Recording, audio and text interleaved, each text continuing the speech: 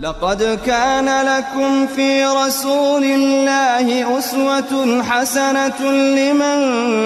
كان يرجو الله واليوم الآخر وذكر الله كثيرا.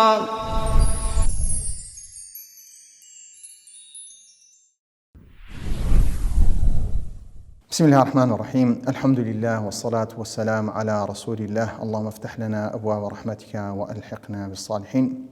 خۆشەویستان لە بەرنامەیەکی نوێی بەرنامەی پێشەنگبوون کەم بەرنامەی چاردەمینە کە لە بەرنامەکانی تر دەواازەیەک باسی پێشەنگبوونمان کرد، لە دوای باسی نەخۆشیەکانی پێشەنگبوونمان کرد، هەروەها باسی ژێرخانی پێشەنگبوونمان کرد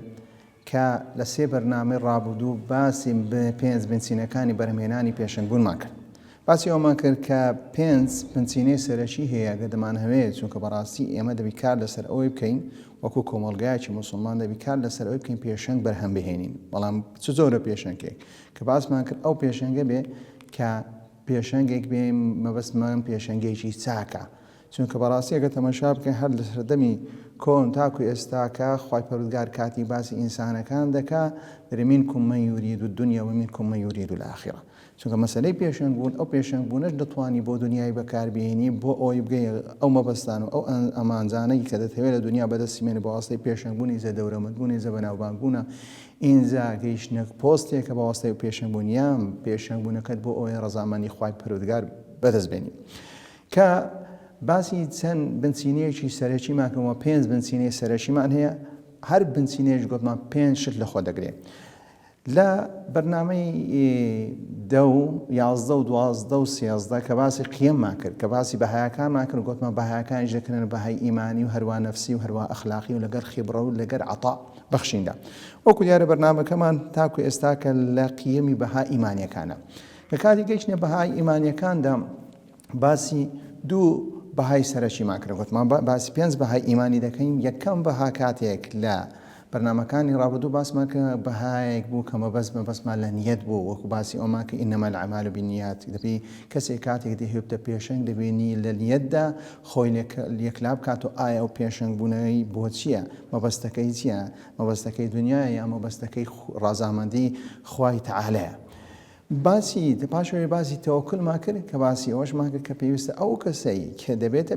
پێشەنگێکی چاک و کە پلان دادنێ و هەوڵ دادەدێ و کۆشش دەکا و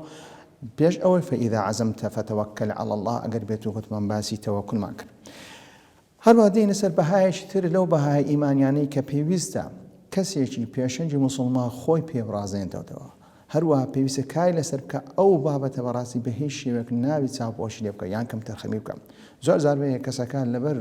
کارێک لەبەر کارێکی ئینجا پەروەردەبی یان کارێکی ڕاگەیاندن بی یان کارێکی داعاوی بی ئەو چاوپۆشی یان کەم تەرخەمی لەو بابەتە دەکات. ئەو بابەتیش بریتە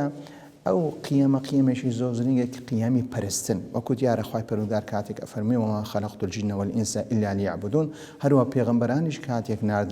نادراون غایەت لەوەی سێ بۆ ئەوەی خودای پەروەردگار بپەرستن. کەواتە مەسەلەی عیبادەت کە سەیەم بەها ئیمانیەکانە کە پێویستە کەسی یەکی پێشەنگ کە زۆر گرنگی بە عیبادەتی ڕۆژانەی خۆی بدە. کاتێک تەماشا دەکەین ئەگەر بێت و سەیرێکی مانای عیبادەت بکەین، وەکو تعریفی عیبادەت چەندەها تعریفیان کردووە، إنها امتثال أوامر الله، کە یەکەم شت باسییان کردیا عیبادەت بریتە لەو شتێک کە امتثال أوامر الله، کە بریتە جێبەجێکردنی فەرمانەکانی الله تعالى و اجتناب نواهیه، هەروە دوورکەوتنەوەش لەو شتانەی کە الله تعالى کە نەهی لێ کردووە. کەواتە بریتە لە بینی ئەو شتانەی کە الله تعالى ئەمری پێ کردووە کە پێویست ئەو کەسە جێبەجێ بکە، هەروەها دوورکەوتەوەش لەو شتانەی کە الله تعالى کە نەهی لێ کردووە لێ دوورکەوتەوە ئەو پێ دەڵێن عیبادەت. هەروەها کاتێک تەماشا دەکەین تعریفی تریشمان هەیە، دەڵێ اسم جامع لكل ما يحبه الله ويرضى به، ناوێکی گشتیە هەمووی کارێک و کردەوەیەک و گفتارێک دەگرێتەوە کە خوای پەروەردگار خۆشی دەوێت ئەو کار و کردەوە، الله تعالى خۆش دەوێت، هەروە پێشی ڕازیە. کەواتە لێرە مەسەلەی دەرگای عیبادەت، دەرگای پەرستن دەرگایکی واسعە، دەرگایکی واسعە بۆ ئیبراهیم عەلەیهی السەلام ئەفەرمێ إن صلاتي ونسكي ومحياي ومماتي لله رب العالمين. كواتە مردن و ژیان و هەموو شتەکانی نوسکی و هەموو سەڵاتی و هەمووی لە بۆ لە بۆ الله تعالى. کەواتە دەیهوێ ئێمە بڵێ کە من کاتێک دەژیم، کاتێک دەمرم، کاتێک دەڕۆم، کاتێک دادنەنیشم، هەمووی ئەیکەم بەچ، هەمووی ئەیکەم بەپەرستن. دیارە علەماکان پەرستنیان کە دوو زۆر پەرستنیەکی حەزمان هەیە کە پێدرێن شاعیر یان پێ دەوترێت دروشمەکانی ئیسلام و کۆگەروێت تۆمشە دروشمەکانی ئیسلام بنیە الئیسلام على خەمسین کە شەهادەیە و لە پاش ئەوەی کە نوێژە و لە پاش ئەوەی زەکاتە و لە پاش سەومە و لە دوای پێشەوەی حەجکردن ئەو پێیاوە دەوترێت دروشمە عیبادەتە محەڵتەکان. بۆ دەبێ بەڕاستی مە پلەبەندی کە پلەبەندی لە بابەتی عیبادەت بکەین. ابن القيم رضا ورحمة إخوائي لبي كاتك باسي عبادة دكا در العبادة تجمع أصلين كباسي پرستن دكا پرستن دوش اللخو دقري دوش غاية الحب بغاية الذل والخضوع كأو بري خوشويسي كخوشويسي اجتدابي أو خوشويسي بغاية الذل كحبك كخواي پردگارت كشتيكت خوشويش لباش أو خضوع لو بنوينيو هرو ملكتي لو بنوينيو أو بيدا وتري عبادة. فمن أحببته ولم تكن خاضعا له لم تكن عابدا له هروا قسكي تاودا كدري أجر بيتو فمن أحببته هر شيء خوشويز هر ذاتك خوشويز بلام أو ذاتك كاتي خوشويز بلام ملكس نبوي لبوي ملكس نبو أوبين أو تري عبادات هروها ومن خضعت له بلا محبة لم تكن عابدا له أجر بيتو بهماشي وملكسي لبو كسي شنوان خضوعت لبو كسي كرت بلام لهمان كات أو كسس خوش نويس نوان لترزبي نوان لبرسامي لو كاتي أمزور بابتا جنا كريتا عبادة بويا حتى تكون محبا خاضعا بوكسا بوش تدوتري عبادات بوش تدوتري كدوش لخو بقريتو خوشويسيو هروها ملكسي لبوشي ملكسي لبو خواي پردگار بۆ دیارە زۆرەکان عیبادەت گەڵێ زۆرن وەکو ئەگەر بێت و هەم لە دوعا دەست پێ بکەین هەم لە خەوفی دەست بکەین وخافوني إن كنتم مؤمنين الرجاء أولئك الذين يدعون يبتغون إلى ربهم الوسيلة كباسي رجادك الاستعانة إياك نعبد وإياك نستعين استغاثة إذ تستغيثون ربكم هل واستعانة بهما الصلاة إن الصلاة كانت على المؤمنين كتابا موقوتا هل وأقربيت الصم يا أيها الذين آمنوا كتب عليكم الصيام الزكاة جبهما شيء الحج ولله على الناس يحج البيت من استطاع إليه سبيلا كواتا عبادة كان سندها زوريه وهروها الشمولي ديشي كين كقدمان أوانا دقريتها كشعائر كان بوي مسألة عبادات كبيوست أو كسيد بيت بيشان كم ترخمينك لعبادات دەبی کەسێک بێ زۆر متەمەسیک بی بە دروشمەکانی شعائرەکانی ئیسلام کە نوێژەکان لە کاتی خوان ئەنجامدا هەروەها دەست بگری بە نەوافیلەکان چونکە ئەگەر بێت و نەوافیل کرا ئەگەر بێت و توشتمان هەیە واجبات کرا لە پاشەوەی ئەگەر بێت و سونەتەکانی پێشنوێژ و پاشنوێژێش کرا ئەو دەبتەوە هۆی بەهێزکردنی سەڵاتی واجبەکەت کەواتە تو ئێستا کە لەو مەرتەبەی چێ دەری لێت بترسین واز لە نوێژە واجبەکان دەینی نەخێر ئێستا کە تۆ نەوافیلیش دەکەی ئەو نەوافیلان دەبتە هۆی بەهێزی دەداتە چێ بەهێزی دەداتە واجبەکان بۆیە ئەگەر بێت و تەماشا بکەین عیبادەت دەڕەجاتی هەیە بەس نێرە پلەبەندی لە عیبادات چەند گوتمان اسم جامع لكل ما يحبه الله ويرضاه به کەواتە دەڕەجات هەیە لە مەسەلەی پەرستن بەڵام کاتێک پەرستنەکان چەند زۆر و چەند بابەتێک لە خۆی دەگرێ کەواتە دەبی متتەفاوتشی پلەبەندی لەسەر هەبی پلەبەندی لە پەرستنەکان هەندێک پەرستندا زۆر گرنگن هەندێک پەرستنیشدا کە کەمێک گرنگەکەیان کەمترە بۆ ئەگەر بێت و تەماشای پلەبەندی کەم دەگەڕێتەوە سەر الفەرائض والواجبات پلەبەندی لە عیبادات گرنگترین عیبادات کە پێویستە پێشنگ پێوە پابەند بێ و هەروە بەهەی شێوەیەکی لەسەر هیچ شتێشتی لاوەچی داینەنێ یان لەسەر سوننە دادەنێت چونکە بەڕاستی ئێمە دەڵێن گرنگتر کاتێک دووشت هاتە بەردەمت گرنگ و گرنگتر کەواتە تو پێویستە گرنگی بەچی بدەی بەو شتێبینی کە گرنگترە بۆیە کاتێک باسی فەرائض و واجبات دەکەین لە دوایەوە سونەن و مستحبات دێ بۆیە بەپێی تەڵەبی فعلەکە دەگۆڕێ ئەگەر بێت و فعلەکە تەڵەبێکی جازم بوو هەروەها دەبی ئینسانەکە بیکە بە هیچ شێوەیەک ئەگەر بێت و نێکە گوناحبار ئەوە وازبە بە هیچ شێوەیەک نابی وازی لێ وەڵام ئەگەر تەڵەبەکە تەڵەبێکی اختیاری بوو کە ئینسانەکە ئەگەر بیکە ئەوە پاداشی لەسەر ئەگەر نەیکە ئەوە عقوبەی لەسەر نییە لەو کاتی ئەو دوانە لەگەر کۆبوونەوە کەواتە ئینسانەکە پێویستە ئەو شتە جێبەجێ بکە کە واجبە بۆیە کاتێک دەڵێن هەروەها لە فەرمودەی کە کاتێک دەڵێن إن أحب العبادات إلى الله تبارك وتعالى هي الفرائض والواجبات لباشا ويسدي كرينترين يأتي واجبات وهروا فرائض كان إنزا ويليها السنن إنزا لباشا ويسدي السنة كان دي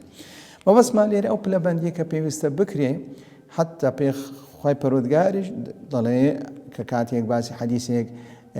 لك خواي برودگار وما تقرب إلي عبد بشيء أحب إلي مما افترضت عليه کە بەندەکان زۆر زۆر لە من نزیک دەبنەوە بەو شتێک کە خوای پەروەردگاری من لەسەر واجب کردینە ولا يزال عبدي يتقرب إلي بالنوافل حتى أحبه هەروە باسی نەوافلین شی کردێ کاتە لێرەم حەدیثە باسی فەرائیضی کردێ کە فەرائیض پلەیەک دانێ و لە پاش ئەوەی باسی نەوافلی کردێ بۆ یە کەسی پێشەنگ دەبێ لە مەسەلەی ئەو عیلاقەی ئەو پەیوەندیەی لە نێوان خۆی و پەروەردگاری داهەیەتی پەیوەندیێکی تۆم دۆتۆڵبی خاستە مەسەلەکە بابەتەکەی نەسەڵاتە تەنها عن الفحشاء والمنکر مەبەستەکانمان لە نوێژەکاندا بە شێوەیەکی ڕێکوپێ بکەین بەو شێوە عیبادەتەکان ئەنجامدا کە خودای پەروەردگار داوای دەکات لەسەر بۆ مواصفاتە بی کە الله تعالى داوای لێکە نەک بۆ مواصفاتەی بی کە بۆ خۆی سەهل بکە بۆ خۆی ئاسان بکە هەروەها نابی ئەو پەرستنە ئەو دروشمانە لەسەر کاری يعني هەندێک کارمان هەیە دەڵێ ئەگەر بێت و کارەکان کردنە بەرامبەر یەکدا زۆر زار هەیە کۆمەڵە کەسێکمان هەیە پێشەنگام لەبەر ئەوەی لەو تەلەڤیزیۆن دەستە ئەو تەلەڤیزیۆنی یان لەو کۆڕی دەستە ئەو کۆڕیان لەو سیمیناری دەستە ئەو سیمیناری لەسەر ئەنجام زۆر مەشغوڵ دەبێت لەسەر ئەنجام هێدی چ دەبی هێدی گرنگجێکی کەم بە مەسەلەی پەرستن بۆ مەسەلەی عیبادەتەکانی خۆی دەدا لەو کاتەکەواتە تو پلەبەندیەکەت گۆڕا پلەبەندیەکەت لێرە اهتیمام بە سونەت دەدەی وازد لە چی هێناوە وازد لە واجبات داهێناوە بۆی دەبی ئەو پلەبەندیەی چاپکەوە کە پێویستە یەکەم جار گرنگی بەو شتانە بدەیت کە فەرزە کە واجبە ئینجا تۆ گرنگی بەلاوێکیەکان بگەکرا کارە سونەتەکان بدەیت کارێکی ئەگەر بێت و کاری خێزانی بە هەمان شێوە لەسەر ئینسانی واجبە بەڵام کاتێک ئەگەر بێت و بۆ هۆی چوونی نوێژێکی فەرزیان بۆ واجباتێک کە واجباتێکی شەرعیە واجبات دروشمێک لە دروشمەکانی ئیسلام جێبەجێنێک کەواتە لەو کاتێ دروشمەکە و گرنگترە تۆ گرنگی پێ بدەیت یان کارێکی کۆمەڵایەت هەیە دەبینی ئەو کارە کۆمەڵاتی دەبتە هۆی ئەوەی تۆ لە عیبادەتی خۆ دوور بکەوێ مەبەستم کە واجباتە لەو کاتێ پێویستە تۆ ڕوو لە عیبادەت دەکەی بکەی ئینجا بچی لە پاش ئەوەی کارە کۆمەڵاتیەکەی جێبەجێ بکەی بە هەمان شێوە کاری بانگەوازی کە بێت و کاری بانگەوازی و ئەگەر بێت و واجبات کۆبوونەوە دەبی واجباتەکانی خۆت بە شێوەیەکی ڕێک و پێک جێبەجێ بکەی ئینجا بچی کارە بانگەوازیەکەی جێبەجێ هەروەها کاری ڕاگەیاندیش بە هەمان شێوە کە تۆ پێشەنگێکی لە کار ڕاگەیاندن نابی ئەو کار ڕاگەیاندە وەت لێ بکەم لە مەسائیلی پەرستن و مەسائیلی عیبادەت کەمتەر خەمبی و هەروەها کەسبی بۆیە هەروەها بە هەمان شێوە ئەگەر بێت و پێشەنگێکی لە وەرزشدا بە هەمان شێوە دەبی ئەو پێشەنگ بوونی لە وەرزشدا کە تۆ وەرزش دەکەی نابی هۆی ئەوەیە ئەو پێشەنگەی لە وەرزش بە کاتەکان کە بە وەرزش خەریک دەکەی واز نەسیبینی ئەگەر پێشەنگێکی موسڵمانی دەبی گرنگی بە چی بدەیت گرنگی بە نوێژەکان و هەروەها بەو دروشمانە بدەیت تاکو تۆ هەر لە پێشەنگی چاک میدەتەوە لێرە ئەگەر بێت و تەماشا بکەی ئەگەر بێت و کەسێکی پێشەنگ بەو شێوەی کە قیەمی یان بەها ئیمانیەکانی لاواز بوو لە مەسائیلی عیبادات و مەسائیلی پەرستن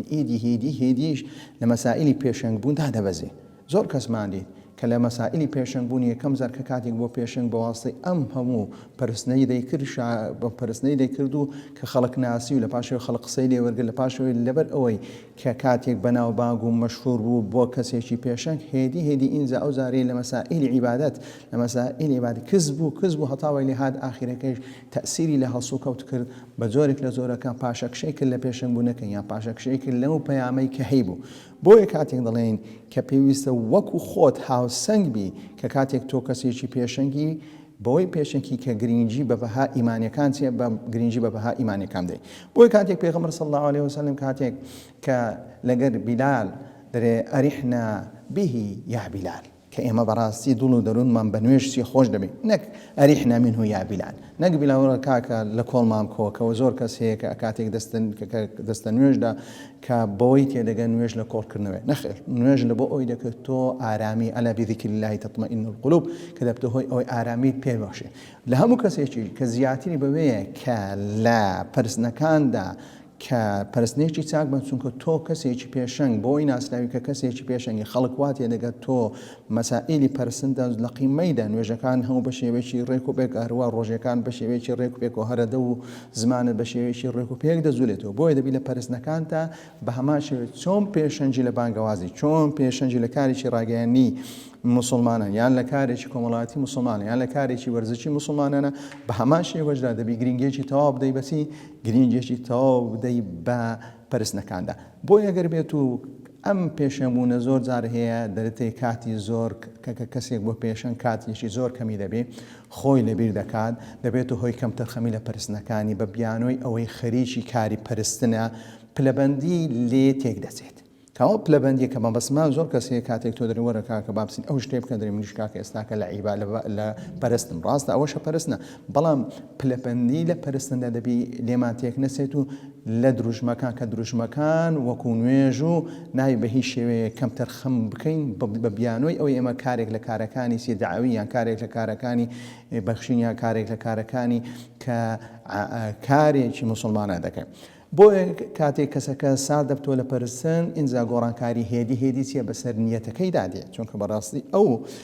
ئەو ڕبتەی لەگەر تۆ لەگەر الله تعالى بەواسطەی ئەو دروشمانە ئەو ڕبتت ئەگەر بێت و ضعیف بوو کاتێ هەموو ڕۆژ نوێژ دەکە ئیاکە نەعبود و ئیاکە نەستەعین اهدنا الصراط المستقيم هەروەها داوای لە خۆی پەروەردگارکەی کە ڕێنموویت بکاتەوە گومڕان نەبی هەروە نەبێت لە کۆمەڵە کەسێک ظالم ئەمشە دووبارە دەبێتەوە بۆی ئەگەر بێت و ساردیت کرد لەوانە دەبتە هۆی ئەوەی ساردی لە بیر و باوڕ و ساردی لە پەرستن دەبتە هۆی گۆڕینی هەڵسو کەوت نیەتی پێشنگ بوونەکە دەگۆڕێت و لە پێشەنجێشی چاک هێدی دەگۆڕێت و لەوانەیە بێتە پێشەنگێکی خراپ توانە و هێزی پێشەنجی ئیمانداریش لە پەرستنەکانیەتی یعنی ئەگەر بێت و کەسێک دەبینی کە بەڕاستی پێشەنگێکی بەهێزە پێشەنجی بتوانە ئەو دەگەڕێتەوە سەر ئەوەی کە لە پەرستنەکانی زۆر چێ پەرستنەکانی بە شێوەیەکی ڕێک و پێک دەکات بەو شێوە دێکە کە الله تعالى دەیوێت بۆیە لە پێشەنگبوونەکەی خۆی دەمینێتەوە کەواتە یەک لەو بەهایانەی کە پێویستە پێشەنگ بوو ئەو کەسێک کە پێشەنگەکە دەستی پێ بگرێ کە مەسائلی پەرستنە کە لە پەرستنەکانش دەبی پلەبەندی بکات و هەروە نابی کەمتر خەمی تێدا بکات. وصلى الله على محمد وعلى آله وصحبه أجمعين. لقد كان لكم في رسول الله أسوة حسنة لمن كان يرجو الله واليوم الآخر وذكر الله كثيرا.